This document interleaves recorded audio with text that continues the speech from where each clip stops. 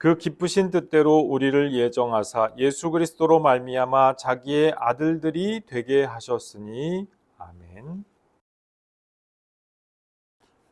이번 주에는 탄핵이 참으로 다행하게도 감사하게도 가결이 되었죠. 이제 가결이 된 것이 이제 끝이 아니라 그 다음에 헌법재판소에도 윤석열이 심어놓은 사람들이 있습니다. 그래서 그것이 통과되고 나서 또 이것도 문제고 우리나라가 아직 여러 가지로 기도해야 될 문제점들이 많습니다. 그래서 이거 우리 계속 기도해야 될 문제고요. 참으로 우리가 이것 때문에 막 절망할 필요는 없겠지만 그러나 여전히 우리가 마음을 모두어서 나라와 민족을 위해서 기도해야 할 때인 줄로 믿습니다. 이 탄핵 사태, 이 윤석열의 계엄령과 탄핵 사태, 이것은 상당히 오랜 기간 동안 비정상의 정상화가 진행되고 있었습니다.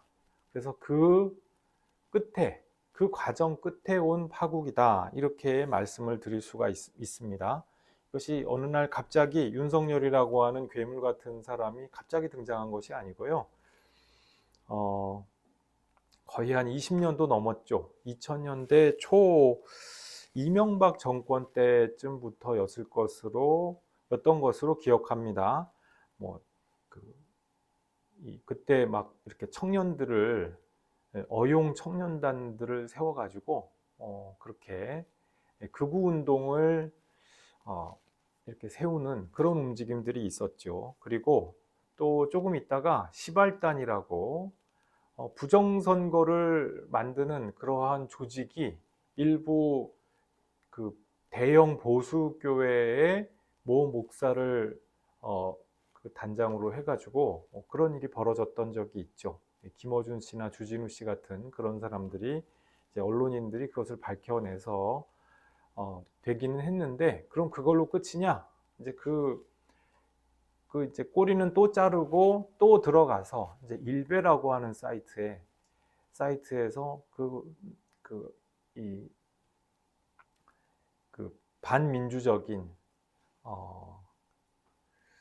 반공주의를 이렇게 퍼뜨리는 그런 일들이 일어났고, 그리고 그 일베 사이트가 이제 사회적으로 지탄을 받으니까 이제는 청년들 10대 20대 들이 10대 20대 청년들이 많이 사용하는 그런 게임 커뮤니티 아니면은 온라인 커뮤니티에 암약해 가지고 그 대형 커뮤니티들을 잠식하고 이것을 접수해 가지고 활동을 하는 그러한 모습들이 꽤 오랫동안 진행이 됐죠.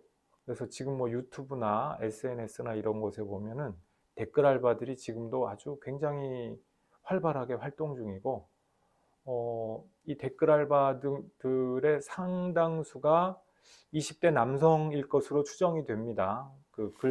쓰는 내용을 보면은요. 또 시발단,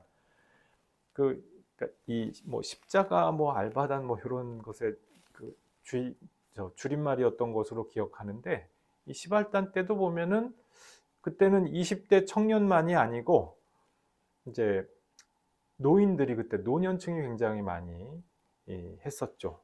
이제 이런 것들 배후에는 분명히 물주가 있고 여기에 뒷돈을 대주는 사람들이 있습니다. 그렇게 해서 이런 댓글 알바 노릇을 하면서 지금 아마 차 굴리고 이렇게 사는 사람들이 분명히 존재합니다.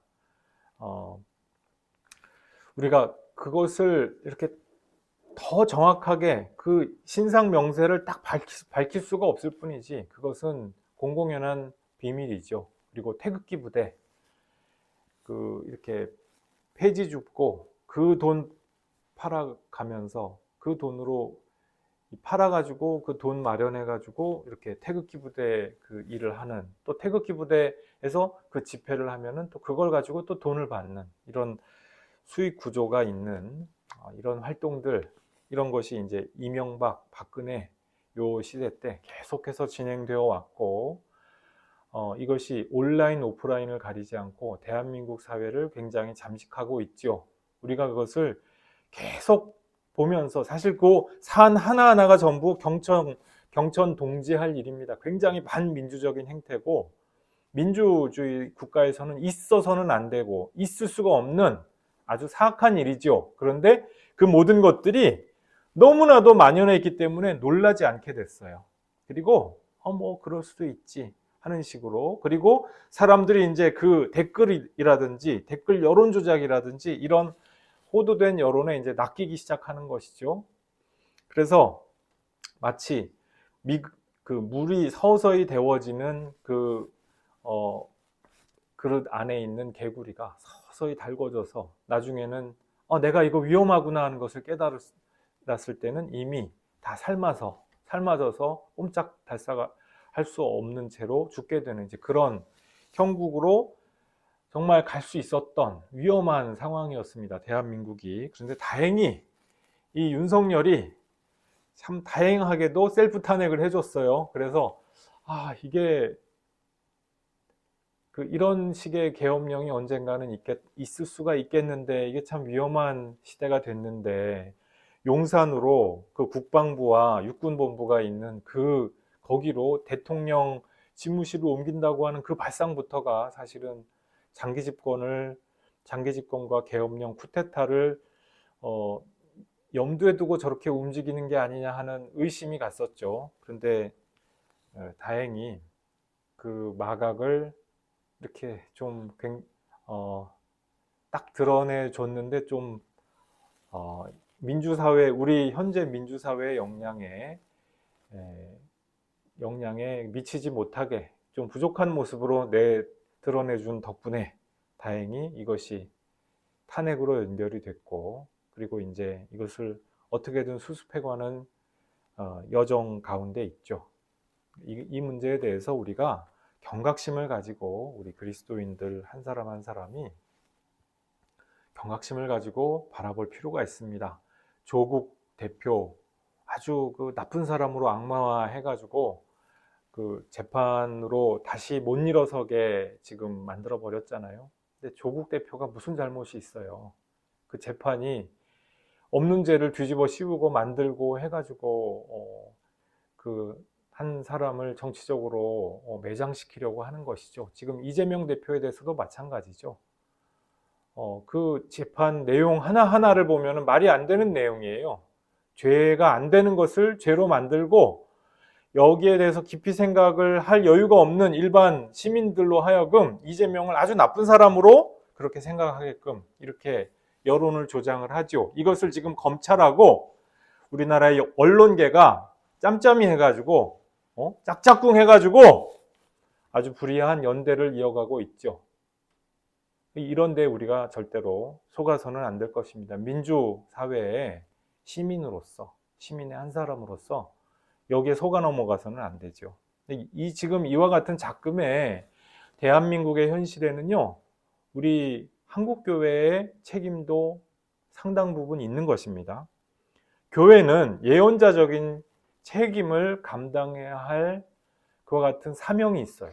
우리 개개인에게 그런 사명이 있고 교회 전체로서 사명이 있습니다. 그런데 반공 색깔론에 입각한 정파적인 권위주의를 지지하는 것이 한국교회의 상당히 다수에 속한 흐름이죠.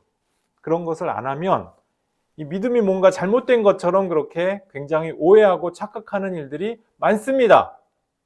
성경에 어디에 그런 얘기가 나와 있어요. 근데 그런 것이 마치 성경적이고 복음적인 것처럼, 복음주의적인 것처럼 그렇게 떠들고 선전하고 이야기합니다. 천만의 말씀이죠.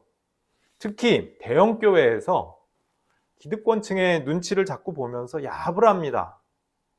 그리고 기득권층의 심기를 거스르지 않으려고 그 사람들이 듣기에 말랑말랑한 얘기들을 자꾸 하지요. 그러면서 구원을 개인의 차원으로 자꾸 몰고 들어갑니다. 성경에 그렇게 되어 있느냐? 그렇지 않습니다. 우리가 그리스도인으로서 받는 복이 무엇이냐? 예수 믿고 단지 내가 예수 혼자 잘 믿고 혼자 천당 가는 그런 복이냐? 천만의 말씀입니다. 우리가 지금 함께 읽고 있는 에베소서가 특히 그런 부분에 대해서 분명히 아니다라고 선언하는 그러한 책입니다. 우리가 받아 누리게 되는 복은요, 개인적인 복이기에 훨씬 앞서서 공동체적인 복이에요. 모두가 함께 누리는 복이다 라고 하는 것입니다. 우리가 칭의와 성화에 대해서 말씀 나눴죠. 개인적인 칭의가 아니다 라고 하는 그 말씀이에요. 개인적인 칭의가 아니고 개인적인 성화가 아니다. 나 혼자만 의롭게 홀로 산다. 나 혼자만 홀로 성화가 돼서 하나님 앞에 거룩하고 흠없이 선다. 아니에요. 개인 성화가 아니라 내가 사회적인 존재로서 한 사람의 시민으로서 어떻게 어떤 모습으로 기여하면서 사느냐, 어떻게 그 가운데에서 거룩하고 흠없는 하나님의 백성으로서 서기 위하여서 몸부림을 치느냐, 그 과정 가운데에서 칭의도 일어나고 성화도 일어나게 되는 것입니다. 오늘 5절 말씀에서 이제 우리가 누리게 되는 복이 있습니다. 그 세 번째 차원의 복이 무엇이냐면 양자의 복입니다. 그 양자가 무엇입니까? 입양해가지고 원래 친자식이 아닌데 그 집안의 자녀가 된다는 그 말씀 아니겠어요? 우리가 생각할 때 오늘날 현대의 입양 제도에서는 주로 입양을 하는 대상이 누굽니까? 어른입니까? 아니면 애기예요? 애기입니까? 어른입니까? 우리가 생각할 때 보통 애기들을 입양을 하죠. 최소한 아이들, 아주 어린 아이들을 보통 입양을 하게 되는데, 근데 성경에서 지금 사도 바울이 말씀하실 때 이 양자라고 하는 것은 그런 의미의 입양이 1차적인 의미는 아니었다는 것입니다. 그 로마 사회에서는요, 이 입양을 주로 그 가문의 가업과 전통을 이어주기 위하여서 믿을 만한 어른을 양자로 드립니다. 이것이 우리가 이야기하는 지금 양자, 입양이라는 것이죠. 이렇게 해서 입양된 양아들, 대표적으로 우리가 이 성경 당대의 인물로 한 사람 꼽자면은 가이사 아우구스투스를 우리가 꼽을 수가 있습니다. 이 사람이 원래 옥타비아누스인데 옥타비안이 가이사의 눈에 든 거예요. 그래가지고 이 가이사 케사르가 이 옥타비안을 자기 아들로 이렇게 입적을 시킵니다. 그래가지고 자기 대를 잇도록. 그래서 이제 케사르는 나중에 어떻게 됩니까? 케사르는 암살을 당하죠.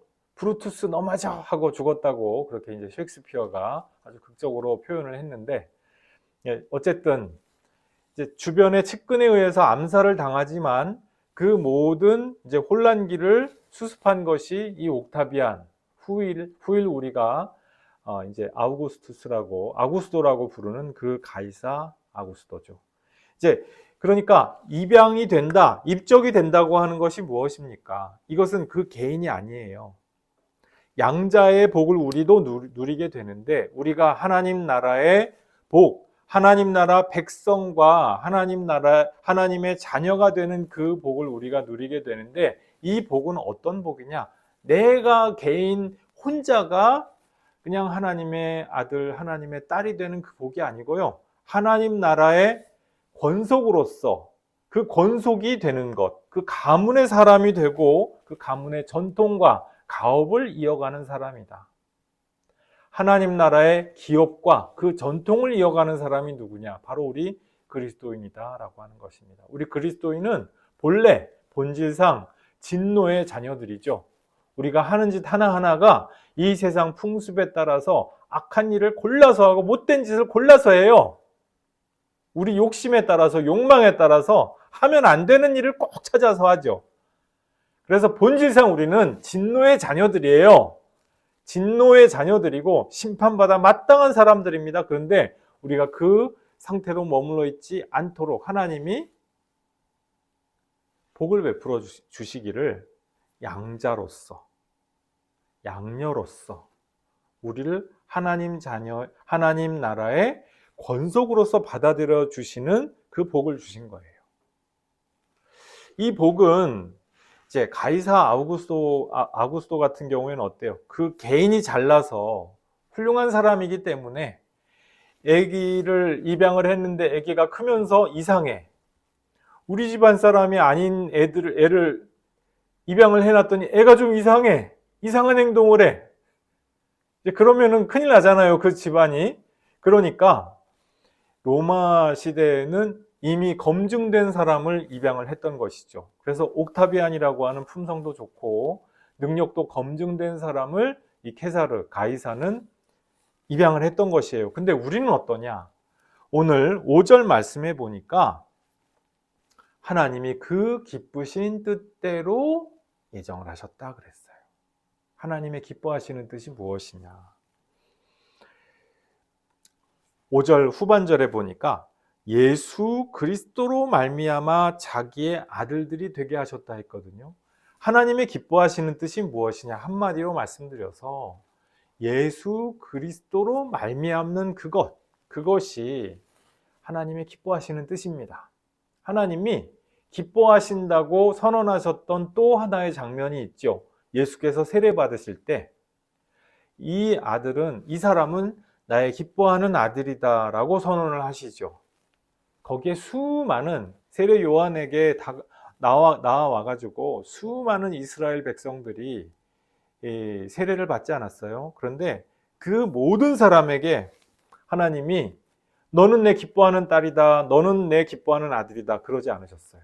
그 모든 사람들이 회개는 당연한 것인데 그 모습이 기뻐하는 모습까지는 아니었다는 것이에요. 그 사람들의 행위와 공로 가지고는 하나님이 기뻐하시는 그 마음을 얻을 수는 없는 상태였어요. 그런데 이 사람은 내가 기뻐하는 나의 아들이다라고 선언하신 분이 누구예요? 바로 예수님이시죠. 세례 요한이 이것을 목격을 하고 이것을 느끼고 깜짝 놀랐어요. 당신은 누구십니까? 하면서 깜짝 놀라서 내가 당신께 세례를 받아야 될 그러한 처지인데 어떻게 이것을 느끼면서 그렇게 이제 일련의 사건이 그렇게 해서 일어나는 것이죠. 여러분, 하나님이 기쁘다고 선언하신 그 예수님이 우리 모든 사람과 당신을 동일시하셨어요. 많은 사람을 위하여서 내가 대속 제물이 된다 라고 하는 그러한 구원의 결의를 가지고 십자가의 길을 가셨어요. 그래서 정말 온갖 핍박과 사람들의 그 음모와 거짓말과 폭력과 이 모든 것들을 다 통과하셨죠. 다 견뎌내셨죠. 그러면서 십자가에서 말씀하시기를 저 사람들이 몰라서 그렇습니다. 아버지여 저들을 용서하여 주옵소서. 예수께서 우리 부족한 한 사람 한 사람에게 오늘도 말씀하셔요. 우리 한 사람 한 사람은 부족하죠. 이 모든 축복의 선언과 하나님의 구원의 결의에 대한 기쁜 소식을 들으면서도 그러거나 말거나 꼬박꼬박 졸고 놀 생각하고 이 세상 쾌락이 머릿속에서 계속 다른 데서 다음 쾌락은 무엇일까? 다음 즐거움은 무엇일까? 다음 놀이는 무엇일까? 이것이 인간이죠. 당신만 그러는 것이 아니라 인간의 본성이 그렇다는 것입니다. 그런데 바로 그런 사람들을 향하여서 예수께서 뭐라고 말씀을 하시느냐? 저들이 모르고 하는 일이오니 아버지여 저들을 용서하시옵소서. 저들에게 긍휼을 베풀어 주옵소서. 심지어 당신을 십자가에 못 박은 그 장본인들에게조차 그와 같은 용서의 기도와 간구와 선언을 하셔요. 오늘날 우리도 마찬가지죠. 예수님의 원수처럼 우리가 살아갈 때가 얼마나 많은지 몰라요. 하나님을 대적하면서 하나님이 없다는 듯이 정말 기고만장하면서 살 때가 얼마나 많습니까? 우리 인간들이. 그런데 그 죄악의 한복판에서도 예수께서 그 선언하신 용서의 선언, 하나님 아버지께 올려드리는 그 용서를 위한 간구가 오늘도 울려 퍼지고 있는 거예요. 우리가 양자되는 복이 바로 골고다 십자가의 그 길 가운데에서 그렇게 선언이 되는 것입니다. 예수께서 그 죄인이요, 악당들이요, 죽어 마땅한, 저주받아 마땅한 바로 그 장본인인 우리 각 사람을 향하여서 예수께서 오늘도 말씀하셔요. 저 아들이 아직도 모르고 저렇게 하는 것입니다. 저 아들을 용서하여 주옵소서. 저 딸이 아직도 깨닫지 못하여서 저러는 것입니다. 저 딸을 용서하여 주옵소서. 저 아들과 저 딸의 살아있는 시간 동안 저들에게 다시 구원의 기회를 주옵소서. 구원의 시간을 주옵소서. 그러면서 그들을 위하여서 세례를 받으셨어요. 그리고 그 세례, 마지막 십자가에서 완성되는 그 세례를 계속해서 추구하셨죠. 그래서 세베대의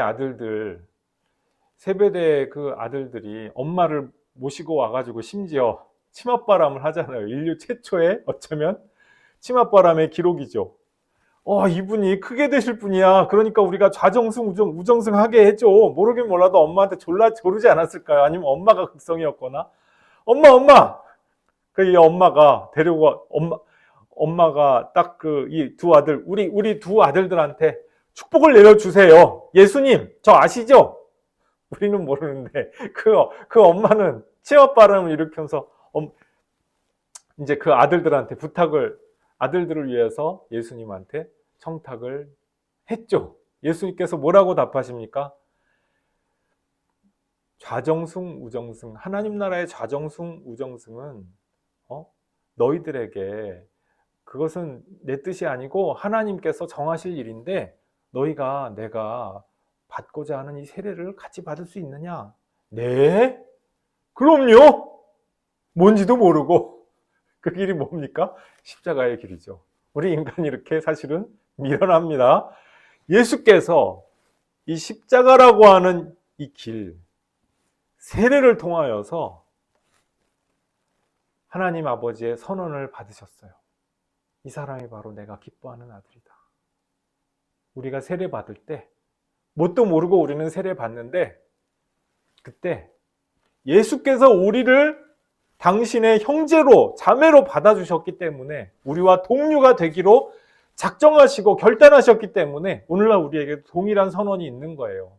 이 아들은, 이 딸은 나의 기뻐하는 사람이다. 왜? 당신이 잘해서입니까? 네가 잘해서예요? 아닙니다. 그렇죠? 우리가 잘해서가 아니라 오직 예수께서 하나님의 기뻐하시는 바로 그분이 되셨기 때문에, 그분이 되시기로 작정하셨기 때문에, 그리고 우리와 동료가 되기로 작정하셨기 때문에 그분의 공로로 말미암아 우리도 하나님의 아들과 딸로서 입적이 된 것이라 그 말씀이에요. 그래서 오늘도 예정의 말씀 나오죠. 이것은 하나님께서 그야말로 컨팅전시 플랜, 비상 계획이죠. 비상 계획으로 B 안으로 구원의 구원의 플랜 B로 만들어낸 그런 게 아니에요. 이것은 영원 전부터, 창세 전부터 그리스도를 통하여서 온 인류가 구원의 반열로 들어오게끔 한 것이 바로 하나님의 원래 그 세상 천지 만물의 디자인이에요. 원래 그것이 천지 만물의 이 우주 억조 창생의 그 가는 길이에요. 하나님께서 예정하신 이 양자되는 복, 하나님 나라의 자녀로 입적되는 복이 바로 우리 각자에게 주어져 있다 그 말씀이에요. 이것은 개인적인 복이 아니죠. 하나님 나라의 자녀요, 백성이 된다는 것은 그렇다면 무엇입니까? 나 개인을 위하여서 사는 것이 아니죠. 나 하나 잘 먹고, 나 하나 잘 살고, 나 하나 유명해지고, 나 하나 이 세상에서 남들은 알 바 아니고 그렇게 사는 것이 하나님 나라의 그 자녀의 모습입니까? 하나님 나라의 전통입니까? 아니라는 것이죠. 하나님 나라 모습은 어떤 것입니까? 남들을 위하여서, 연약한 사람들과 부족한 사람들을 위하여서 함께 섬기며 살아가는 바로 그 모습이죠. 그렇게 하나님을 영화로우시게 하는 하나님의 그 자랑거리가 되는 그 복이 우리 모두에게 가능성으로 주어져 있어요. 이 세상에서 그냥 내 쾌락에 쩔어가지고 도파민에 중독돼가지고 뇌가 쩔어가지고 그렇게 내가 나를 통제하지 못하고 그렇게 살면 어떻게 됩니까? 윤석열처럼 되는 거예요. 윤석열에 대해서 그 분석을 많은 분들이 하는데 이제 의사 선생님들도 그런 분석을 하더군요. 알코올에 쩔다 보니까 이 사람의 뇌가 중독 상태가 된 거예요. 정상적인 판단이 안 되고 사리 분별이 안 되는 상태. 평생을 그렇게 쾌락에 쩔고 자기 욕망에 쩔어가지고 살다 보니까 다른 사람들을 위해서 그렇게 하면 안 되는 행동까지 하게 되는 것입니다. 여러분, 우리가 정도의 차이는 있어도요, 윤석열 같은 모습이 있어요. 다시 대한민국에 이런 일이 안 벌어져야 되겠죠. 우리 생애에도 이런 일들이 벌어져선 안 되겠죠. 오늘날도 자기 욕망 때문에 온갖 거짓말을 하고 온갖 악을 행하면서 그것을 또 남들에게 뒤집어 씌우기까지 하면서 자기 욕망을 추구하는 수많은 인간 군상이 있습니다. 어떻게 해야 됩니까? 와, 저 사람 부러워. 엄청 잘 살아. 월 수입 억대, 수억대, 수십억대 부자야. 부자면은 다 좋은 겁니까? 부자가 나쁘다는 말은 아니에요. 그러나 부자면 자동으로 좋은 것도 아니죠. 어떻게 해서 이기느냐, 어떻게 해서 잘 나가느냐, 그 과정이 중요한 것 아니겠어요? 하나님 나라 백성들은 그 과정이 빛나는 사람들입니다. 그 과정 끝에 저도 상관없어요. 이 세상에서 좀 대단해지지 못하고 이름이 좀 안 나면 어때요? 하나님이 알아주시면 그만이지. 하나님이 기억해 주시면 그것이야말로 영광 아니겠어요? 내가 하나님 앞에 설 만한 사람이라고 인정받고 칭찬받는 그것이 진짜 대단한 것 아니겠어요? 이 땅에서 맛있는 거 한 번 더 먹고 대단한 거 한 번 더 하고 그게 뭐가 그렇게 중요해요? 그 삶에 그 마지막에 무슨 보람이 있습니까? 무슨 의미가 있습니까? 이 세상에서 수많은 고통당하는 사람들이 있는데 내 알바 아님? 하고 내 멋대로 살아가고 내 욕망대로 살아가면서 이게 그러면서 또 교회 와서는 주님 한다? 그럼 뭡니까? 이 세상에서 누릴 거 다 누리고 하늘나라의 천당의 자리도 예약하겠다는 그 심보 아니에요? 이것이 복음적일까요? 성경은 그렇게 말씀하지 않는 것 같아요. 그렇지 않습니까?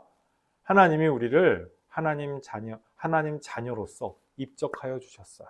이 자녀는 굉장히 영광되고 우리에게 과분한 위치이고 그러한 신분이죠. 이 영광된 신분에 합당하게 하나님 나라의 법도대로 사는 것이 너무나도 당연하지 않습니까? 그렇지 않겠어요? 그것이 복된 사람 아니겠습니까? 하나님 나라의 아들과 딸들로서 하나님 나라의 복된 법도를 따라가며 살아가시는 성도 여러분들 모두 되시기를 주님의 이름으로 축복합니다.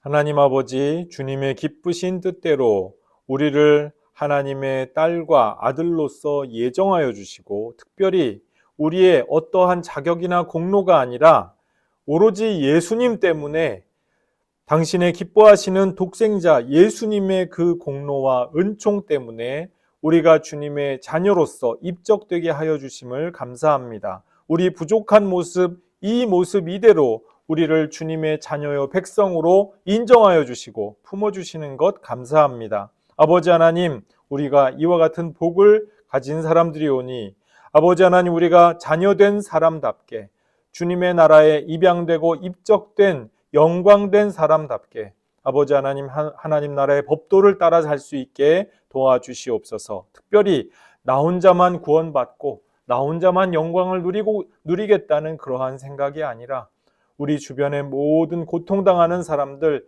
이 고통당하고 어지러운 세상과 시민들과 이 사회를 위하여서 내가 기여하며 공헌하며 그들을 위하여서 섬길 수 있는 능력을 우리에게도 허락하여 주시옵소서. 감사드리옵고 예수님 이름으로 기도드리옵나이다. 아멘.